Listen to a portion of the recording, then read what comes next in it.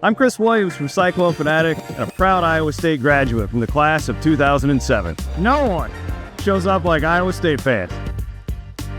And Cyclones support Cyclones on and off the field. Your gift can provide scholarships to students, fund groundbreaking research. We could even drum up opportunities for the marching-band. Visit MoveWhatMatters.com to learn how you can make an impact today.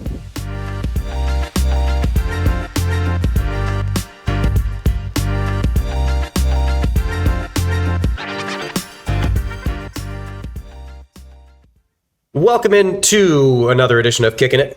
I'm Jeff Woody here with Grant Mahoney. Majoni. Grant Majoni. Aiden White behind the boards. As always, we're brought to you by Kelderman Manufacturing. Kelderman.com to solve every problem you've ever had in your life. Essentially, yeah. I think Jeff's a therapist as well. Jeff is that? Yeah. It's maybe not. Oh. Maybe not. I don't. Just it's quite good, solid products made in the USA. So Grant, I feel like you mentioned this off air. And I feel like this is a good thing. You had an idea of having an internet catch-up round for me of things that I've missed. Have I missed anything in the last week or two? Yeah. Well, have you ever seen the movie Encino Man? I have not. Oh, it's a classic from the 90s. You got to watch that first off. I've heard of the name. Okay. Yeah. So Brendan Fraser. No, it's not Brendan Fraser. It's Brendan Fraser's in it, but I can't think of who Encino Man is. Basically, it's a guy who's been frozen and petrified, and not petrified, but just preserved. And they're digging for a pool, I think, and they ting ting hit this big old ice block, and he's a caveman, and they melt him, and he goes to high school and gets acclimated with 1990s living, and he goes to an icy machine, and and no, he's in the juice. But they're getting him caught up on this is how you live. That's kind of how I feel with you sometimes. So, I feel like we should have a segment of what did Jeff miss this week in social media. So we may do something like that. In the near future. I would. There's nothing really right now I can think of that's pertinent that you might be missing. Okay, the only thing I miss can anything. say is that I saw on Instagram this one kid. Since you're in fitness, you own a couple gyms. I did see a guy on Instagram. I don't know why. Who has been training one trap for the last year and a half. So he's got one trap that's almost to his ears, and the other one is not. Which I would not recommend. That just okay. There's so many things from just a fitness, just a physiology perspective that's stupid for. Yes. If you're intentionally doing if that's a thing that you have a deficiency in, I know there's actually a client of ours at the gym who had a muscular problem that a virus that kind of restricted his ability to actually grow musculature on one side of his body. So if that's the case, fine. Yeah. But if you're doing it on purpose, the hell? Why? Just for why? Don't. Just for the gram? Yeah. Also, I know you're not on Instagram, but I was in New York last week. My wife and I went there from Tuesday to Thursday. There he is. Okay. Just when people think I'm getting paid, but I'm just doing it for the love of the game, just one sick trap, and then that's it. All right. Well, all right. That's he's got decent looking muscles throughout his body except for his right trap. That's a life choice. Really dumb. That's a life choice. But my wife and I went to New York last week from Tuesday to Thursday to see Othello on Broadway. So that's with Denzel Washington and Jake Gyllenhaal. So you saw that. I feel like that's a once in a lifetime thing. Really, really cool experience.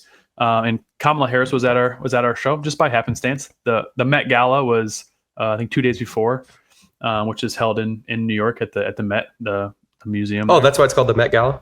Yeah. Is it the Met? Yeah. You being Jackass right now? A little bit, yeah, a little bit, Jack. Okay. A little bit. Yeah. So I may not be on the internet, but I can put that two and two together. Which it's closed on Wednesdays, and we didn't know that. So we went there Wednesday because there's a guy I saw on a Netflix document, the Hot Dog King. I was like, I want to get a New York dog. Go there. Only day of the week they're closed is Wednesday. Well, that sucks. Yeah. So we went to the MoMA instead, which is still cool. But yeah, it was cool. I saw Was Starry Night still there at MoMA? Yes. It's tiny. It is. It's way smaller than you expected. Yeah. There was a couple Picasso pieces, and I can't remember who the other person was, but yeah. There are a couple cool pieces there. So we did that. But yeah, Kamala Harris, she came out. She was like 2 feet from me. So, whatever side of the aisle you're on, I think it's still pretty cool to see, a former vice president. Saw her and her husband. Did you get spit up? Big ass bodyguard, dude. This guy, her bodyguard's like 7'2". He's enormous. I feel like with Denzel and Jake Gyllenhaal, like you told us that you were going to go watch it. And I feel like you should have just shouted up from the stands, like, Jake, take your shirt off. No, I didn't just to try and bring him out of character and get yourself kicked out. But no, but he did have a shirt on because it's like a not a military play, but it's like there's some like commanders and stuff in it, and he was wearing like a military uniform. He's wearing just like a green, a forest green shirt where I could see his six pack. Oh, you must work out, Jake. Then afterwards, Jake came and I saw Denzel. We were by the line. Denzel just kind of got in his car right away, but Jake went through the lines and was signing autographs and stuff. And I stuck out my hand to get a fist bump, and I said, "Good shit, Jake," and just walked right by me, just ignore me. You're not a kid. You need to be about 26 years younger to be able to get like the fist bump in the line. Yeah, he had a pen. He was signing. He was signing the playbill kind of program we got. I just wanted a quick fist bump though. So that was my week last week. You can piss off, Grant. That's what I say. Also, I've got a couple other things too. Just a PSA. I know it's May, and I've seen a few people with no mow May signs in their yards. Don't do that. Like the yard's gonna look hairy for a while. I promise you, the bees have enough pollen and nectar right now to survive. Mow your lawns. Some mow May. There is one just up the street that says no mow May, and then it's a new sign that says like less mow May over the no. At that point, like, why? I mean, dandelions are usually the first source of like pollen for bees, so that is good. But there's enough stuff that's popped, like the soybeans are popping, hayfield's starting to pop. Like there's enough that the bees will be fine. And I say that because last thing about the bees here, I say that because I recently bought a half comb is what they're called. So they're frames with like squares that the bees will basically puke into. Yes, they'll build out the comb and then barf their honey into. And then barf their honey. So I'm going to be selling some cut comb here this year, which is fun. Kind of a nice new little venture. It's if you're a no mow May, you're a dingus. That's right. Don't be a dingus. Don't be a dingus. Yeah, don't be a dingus. Book with Aer Lingus, the Aer Lingus College Football Classic. We do actually touch on that with our guest, the Aer Lingus College Football Classic. And our guest was also a member of Farmhouse, so I imagine he knows at least a good number of the Iowa Pork Producers of Iowa, which is redundant. The Iowa Pork Producers of Iowa. Anyway, thank you to the Iowa Pork Producers Association as well for bringing our loyal listeners to this show. So without too much further jibber jabber, Dan Barrett, and this is one of those, the internet, I didn't see it, but you sent a tweet, an X, a post of Dan to Aiden and I that like, this dude's been to every game at Jack Trice Stadium. He has missed one game, period, since 1976. I wanted to ask him if he's kept a receipt of like all the transactions and stuff. I can't imagine how much money he's spent, which is like, this dude's a super fan. It's impressive. And I, like I said, we thanked him at the very end, but this is super cool just to kind of have someone's perspective from Clyde Williams. Literally every game at Jack Trice, missed one road game, all the postseason games, all postseason basketball games. I mean, since Hilton. So anyway, just Dan Barrett, you guys are going to enjoy it. And now we welcome Dan Barrett to the show, who is, in my opinion, the biggest Iowa State football fan. Dan, how are you? Great. So for those listeners who don't know, Dan has been going to Iowa State games for a long time. He's seen every home game in Jack Trice Stadium. Sorry, let me take that back. Dan, you've missed one game in 49 years. What was the one game? It was in 1985. A Farmhouse fraternity brother asked me what game I'd be willing to miss so he and his fiancee could schedule their wedding. Oh, boy. So was it an away game? Yeah, I picked the away game. Okay. Said, okay, it's not going to be a home game. It's not going to be before I attend 100 straight games that season in '85. And so I gave them 2 away games. They could have their wedding, and they picked at Oklahoma in 1985, which we lost very badly. Okay, at Oklahoma, anytime in the 80s or 90s, I think that would be the outcome. I would imagine there's not a lot of close ones in there. Yeah, since Iowa State only beat Oklahoma 7 times. Yeah. So I mentioned that Dan is a super fan. So Dan's been to every game except for one since 1976. So 49 years. He's traveled 426,710 miles. Actually, Grant, that's an old number. Oh. It is now through Ireland. It will be 450,000 miles. All right. 450,000 miles to travel and watch Iowa State football. That is incredible. And I do have a Prius, and my previous car was a Prius. Just at least good gas mileage. Or at least getting good gas mileage. So 575 of the last 576 home and away Iowa State football games. That's incredible. Wow. And so to touch on that too, so I've got some stats I'm going to rattle off here. So you've seen a winless season, a 1-win season, 5 2-win seasons, and 10 3-win seasons. So in 32 of the 49 seasons you've been to dating back to 1976, ISU has won 3 conference games or less. So 5 seasons, Iowa State won 0 conference games. 9 seasons, Iowa State won 1 conference game. And Iowa State's been bowl eligible for 21 of them, and 10 of those have come in the last 16 years. So I wanted to touch on something too, because I feel like some of the younger fan base, they take for granted the success we're having right now. To put it lightly, you've seen some shit teams. Now, yes. Can you touch over on those 575 games? I've got an Excel spreadsheet that I keep track of all this stuff, and we've only had 241 victories out of those 575, and I've got significant Nebraska games that have been good. The ones that I remember have been good, but I also remember when we lost, when Nebraska scored 73 or 77 points. I was a part of a Baylor game where that happened down in Waco. That was not fun. I left at the beginning of the 4th quarter, and I don't do that often. That game was so bad that Dan, who hasn't missed a game in 50 years, left before the 4th. Wow, I am honored. that was the case. So I'm gonna just for some more context. Again, for some younger listeners, and someone like me who grew up in Iowa, but I was born in 1990, and so for my entire life, Iowa State's been playing at Jack Trice Stadium. Well, Jack Trice Stadium, the first season of playing at Jack Trice Stadium was in 1976. So before that, it was at Clyde Williams Field, which was just outside of State Gym, or current location of State Gym. And so you've watched, Grant kind of said at the top, you've watched every game at Jack Trice Stadium that has been played.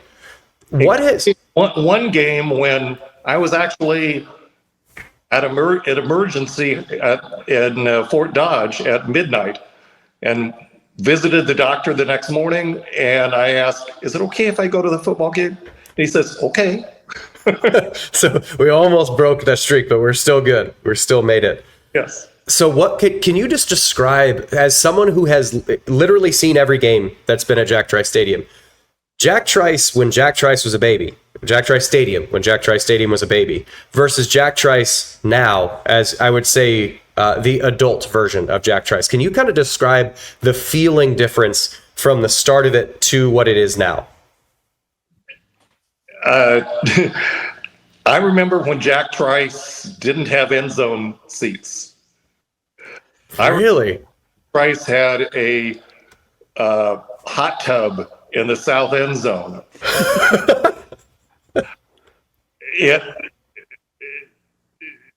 It's night beyond night and day. I remember before the press box was put in, that so many people don't like, but it's far better than not having a press box at all. When the press box was the club section, was the suite section between the upper and lower decks. Jack Trice was built for $7.2 million. Oh boy. Yeah. And the enhancements, it's a mature stadium now. And the fan base has come along with it. And it's a great atmosphere now. I'm going to take one step back too then, because we were talking before we started recording. Your streak, the consecutive games streak, that started in 1976 with one hiccup, and but your consecutive home game streak goes back to Clyde Williams. Can you describe kind of like a picture of what going to a game at Clyde Williams is like, or was like prior to the Jack Trice kind of moving over? What was that experience like? I was in the Iowa State marching band for 4 years, and Clyde Williams Field had grass turf. If it rained, the marching band wasn't even allowed to march on the grass with their tennis shoes. For Nebraska games, Clyde Williams Field had 10,000 south end zone. The West Stadium only seated like 5,200 people. And when Nebraska came to Ames, there'd be 10,000 big red fans in the south end zone. Ugh. Yeah, it was embarrassing. There was one year that Iowa State considered playing a home game in Lincoln because we would make more money playing in Lincoln. Oh my God. For people that are ever complaining, like I just go back to the Matt Campbell hot seat guy from 2 or 3 years ago. That guy, let's just keep that in mind. This is where we are coming from. And so it is cool to I don't know, just to track from there to now. And in the grand scheme of college football ascension, these last 10 years, 10, 15, 20 years have been a substantial uptick in Iowa State history. Tailgating didn't exist when we had Clyde Williams Field because there was no parking around Clyde Williams.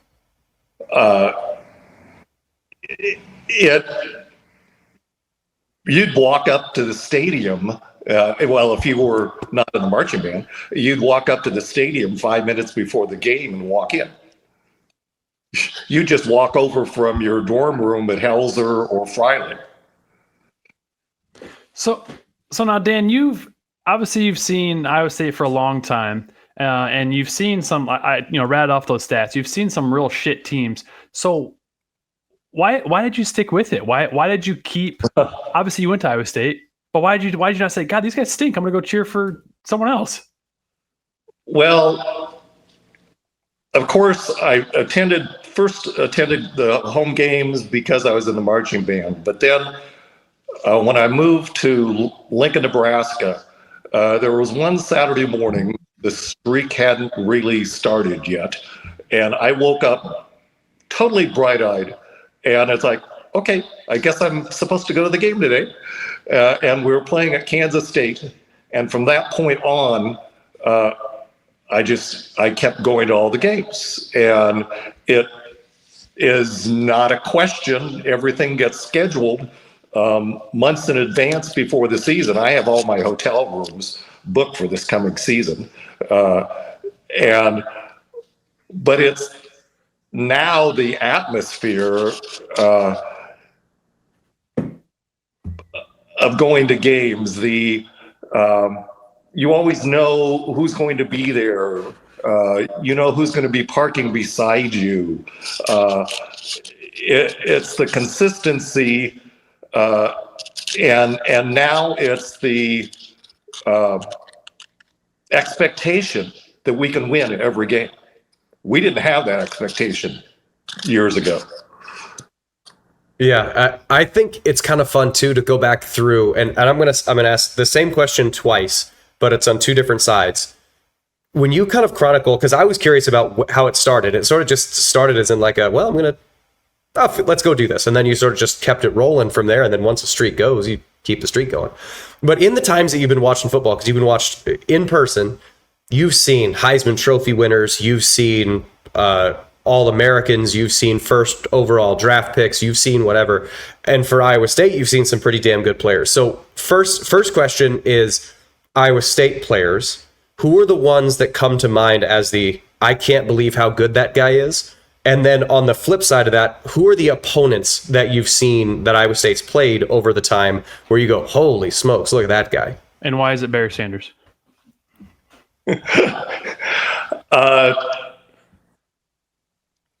Significant players, I would say the first ones come to mind would be like 1976, Luther Blue and Dexter Green. I remember the 1976 football game. I think the score was 38-27 or something. Iowa State beating Nebraska in Ames. I remember 1977, Terry Rubley. Quarterback sneaks won the game in Lincoln against Nebraska. The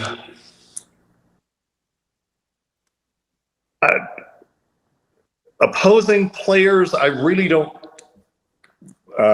concentrate on them.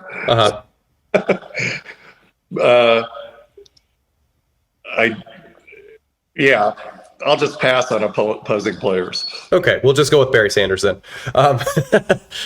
But it's is there something that you see now in games / the environment that, so let me say this back, something that from the old, like from the 70s and 80s that you wish either would make a comeback, like an environment or something that was there, or some portion of the game that you wish was still here, or is it basically all universally gotten better? I would say it's universally gotten better. There's nothing from Clyde Williams Field. It was unique.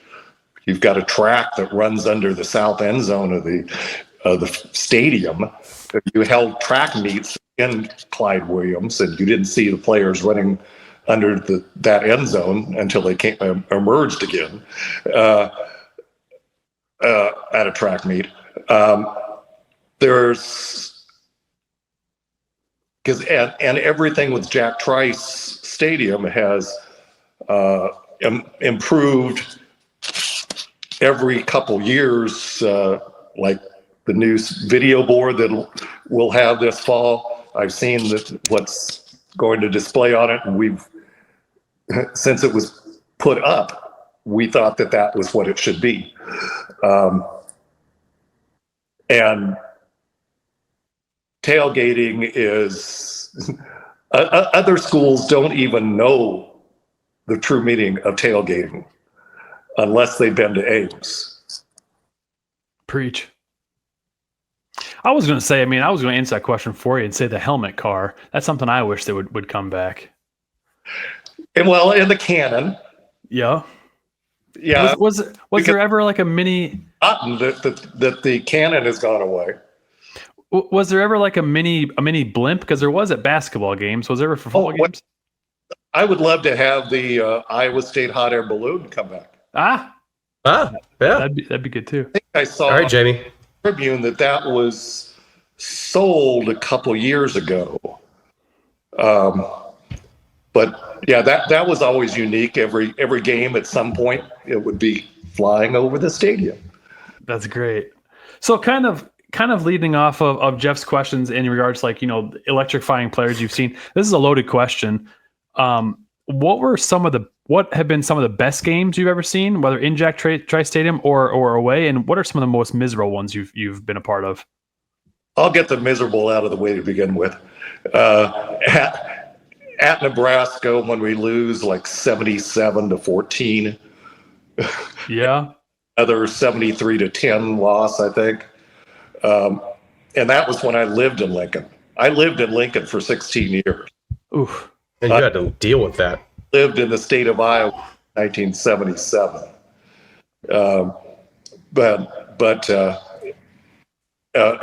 like in Lincoln, I think I got some parking tickets. They didn't pass on my car since I had personalized Nebraska plates, and I had the same plates now in Missouri, IOWA space ST. But the significant games, 1971, when we played in the first bowl game of the Sun Bowl, and I marched in that game. That's cool. And of course, I've been to all the Iowa State bowl games. 2005, when we played at Army, and I think it was like 4 weeks before Jamie Pollard actually was officially the Iowa State athletic director. He came to that game because he wanted to see what Iowa State was like. The 1972 tie, 23-23 with Nebraska and Ames. Was it a tie? Yeah, if we would have had Grant, we would have won that game. We missed an extra point. Oh, yeah. And that got us to the Liberty Bowl. 1976, which I mentioned earlier, when we beat Nebraska and Ames, and then the following year, Terry Rubley up the middle in Memorial Stadium, Lincoln. Then, of course, the last Iowa State victory, at last Iowa State-Nebraska game in Lincoln in 2009, when we won 9-7. That was a fun one. Verse. And then, of course, you've got to bring up a team that we only beat 7 times, Oklahoma. When we beat them, and I was there when we beat them 33-31 in Norman. And then, of course, that overtime victory in 2017 when we beat them 38-31. And then finally the Oklahoma game in Ames in 2020, when it was the first time I had ever seen us beat Oklahoma at Ames. Yeah, that was the Kene Nwangu kick return game. Yep. And then I'll just throw in the 2011 Oklahoma State game with the someone scoring the winning touchdown. Oh, it was Jeff. Oh, hi. Hi. 37-31 double overtime victory. That's cool. At least I'm on the list after almost 600 games. Yes. So now, Dan, you mentioned that you have a Prius, and so I was going to ask you too if you had like an RV that you drive to all the games. What's your weekend routine like? So you drive to all the games, you fly to the games, you obviously you stay in hotels. You said. I mostly drive. It probably averages one time a year I'll fly to a game. Like I flew to Utah and flew to BYU. Like the Utah game was started out, I drove the Prius to Des Moines because I needed the car there the following weekend. And after going to Utah, then I flew to the Maui Classic. Oh, that's cool. That's cool. Say that again. I also do basketball. So, okay, do you have I don't know if I'm interrupting a story at all. Do you have a streak with basketball? And if there is a streak, what is that streak? Thank you. I have attended 42 straight Big 8, Big 12 postseason tournaments. Oh my! So you are Hilton South. He's a super fan. Yes, you are Hilton South. All the games in Kansas City, in Oklahoma City, and in Dallas. And I've attended every NCAA men's basketball tournament game since 1985. So how many games is that then? That's quite a few. I don't know that number, but like the significant basketball games, the 1996 last Big 8 tournament championship, Tim Floyd. 1985, the first NCAA tournament game in the modern era. Then, of course, the infamous 1986 season, where everybody remembers the victory over Michigan, but they forget that 2 days before that, we had to go into overtime, and we had to throw the ball the length, or actually to center court, with 0.4 of a second to go, call a timeout with 2 seconds to go, and it took Jeff Hornacek's like 27-foot shot to beat Miami of Ohio, to allow us to play Michigan in that game where one of the color commentators said, well, it looks like the varsity versus the junior varsity. And then, of course, the 2000 run to the Elite Eight. We still got shafted, that Auburn Hills thing. Yeah. But when you're playing in Michigan State's backyard in the Palace at Auburn Hills, those things happen. So Jeff had asked about football players, some of the most electric football players you've seen. Let's talk about basketball then. So you've seen quite a few basketball players come through, and really, kind of a similar story with basketball as football, is that basketball was probably better than the football team's been. But right now, I mean, the two teams are, arguably the best they've ever been. They're consistently starting the season ranked throughout most of the season. They're ranked. So who are some of the best basketball players that you've seen in person?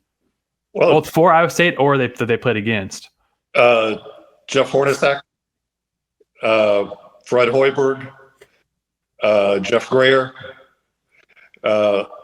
If you're looking across the numbers on the balcony that have been retired, I just named half of those, I think. Then,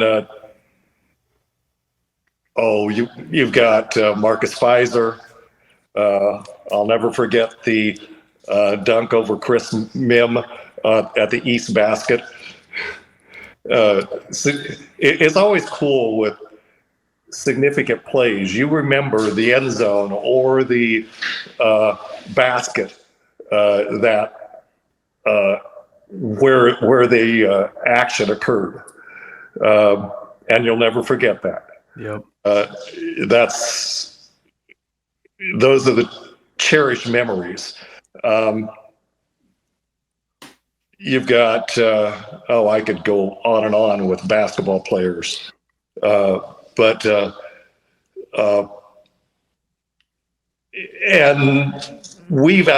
many times we've outshone the All-Americans on the other team, because it probably goes back to the coaching. We've had such elite coaching.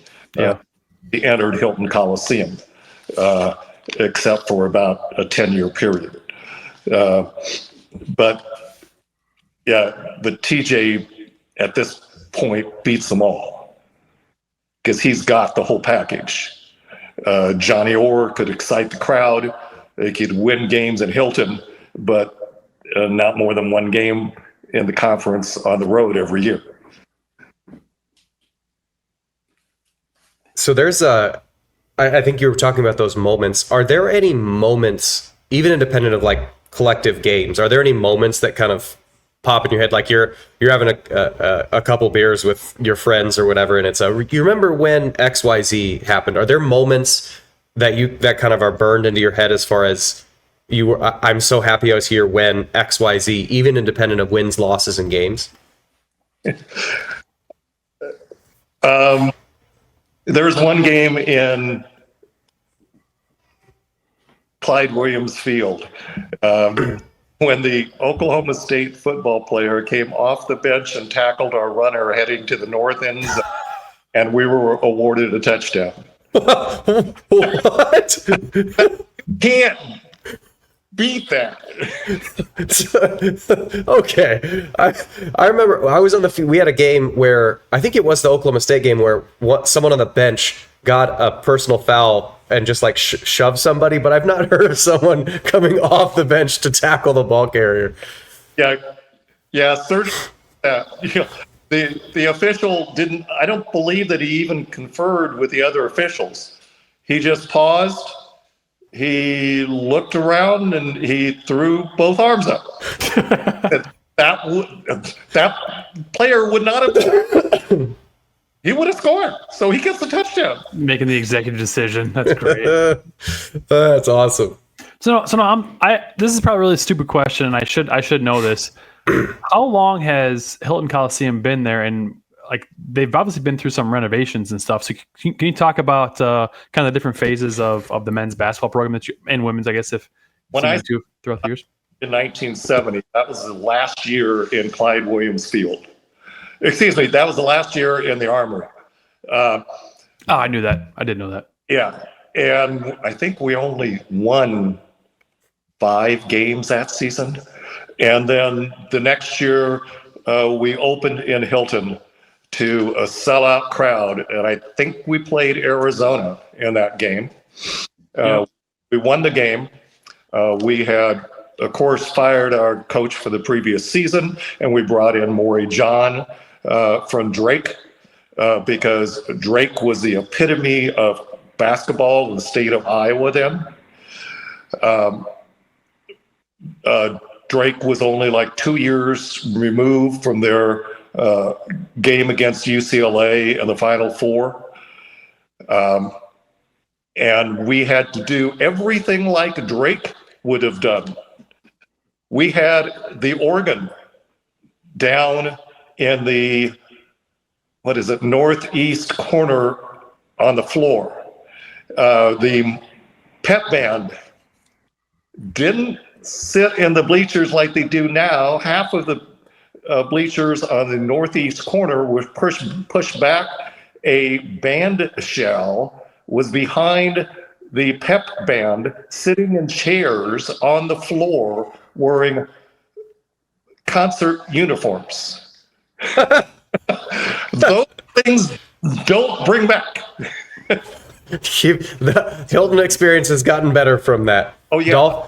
I remember when a board from the ceiling fell. I believe it was in that. Oh. Luckily, hit no one. Oh, that would have been bad. Very. Yeah. That just happened at Indiana a couple years ago. Yeah. And I remember that the Iowa State hockey played their games in Hilton. Really? We had, and if you ever look on the Hilton floor, there's a metal band around that goes all around Hilton. And look at the concrete floor. It is one solid piece of concrete. There are no expansion joints. That concrete floor was poured in one pour because they had to have hockey in there. Huh. And so Johnny Orr, when he came to Iowa State, he said, if you ever want basketball, that's good. You'll get hockey out of this arena. Because they had to put the styrofoam sheeting over the ice, and the basketball court was put down and taken up, put down, taken up whenever there was a hockey game. Man, I didn't realize that the hockey team had played at Hilton. Again, I'm in my head, they've always been on Mortensen. You know, they've always been in the hockey arena south of campus.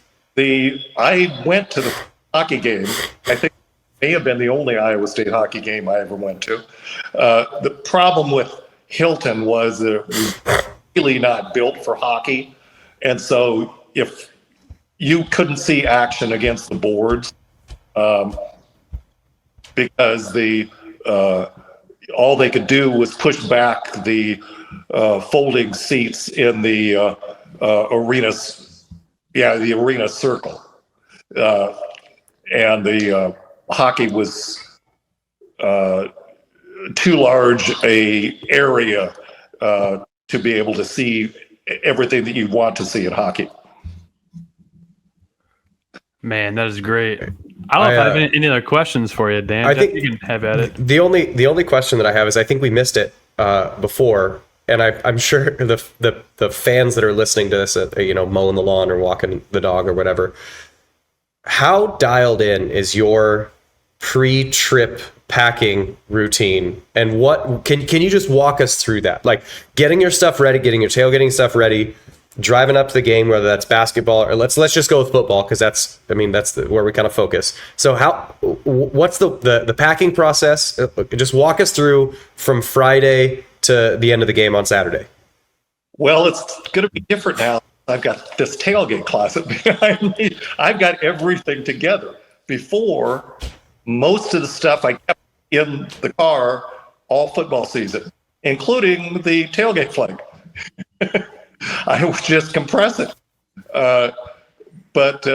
And since I retired, it's been a lot easier. When I was working as a payroll manager for corporations, I would often leave at 5 o'clock to drive the 6 hours up to Iowa. And many times I would have stayed with my parents, so I would get in there at midnight, and then get up, and tailgating was not quite as significant then, but now I generally go up the night before, and especially like for basketball games, and especially tournament games, I always fly in the day before, or drive in the day before, but I rarely forget anything now for tailgates, because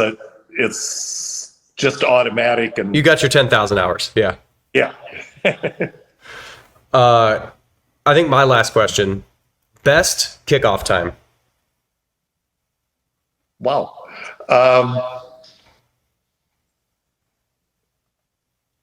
Or let's do the power rankings. It doesn't have to be the one best. I like 2:30. I think that's the right answer. AM is too dang early. One, to get up, and if you're luckily now I have a reserved parking spot, so I don't have to get there hours early, and I'm organizing the tailgate.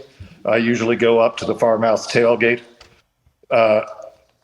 so I can park and get there whatever time I want to, 2.5 hours early. I don't have to get there 5 hours early to get the spot. I used to have to do that. Night games are fabulous. I remember the first night game in Jack Trice Stadium when they had to bring in Musco lights. When was that? Whoa. Had to be in the mid 80s. And Musco Lighting brought in the 4 temporary, they had 4 trucks, and they had a boom, the 2 booms that went over both sides of the stadium. We have come a long way, folks. We have come a long way. Oh man. I would say as a now fan, night games are maybe the most fun, especially when it's you've got the hot days and it's kind of cooler at night. But as a player, I hated night games. I don't know about you, Jeff. I hated night games. Same. Sit in the hotel all day, just like I want to play. And tailgating for maybe 15 hours is just a little long. But but the atmosphere, you can't beat the atmosphere for the crowd. Yeah. Yeah. I would agree. I don't have anything else for him, Jeff. Do you? Same, man. All I can do is, and just as I'm going to do this on behalf of the rest of the players, thank you. Yes. Just because, like, I remember I got to Iowa State and we were shit. I mean, I think Iowa State had won 5 games the 2 years before I had gotten there. And there was still so much fan involvement. I think Coach Rhodes helped pick that up even a little bit further.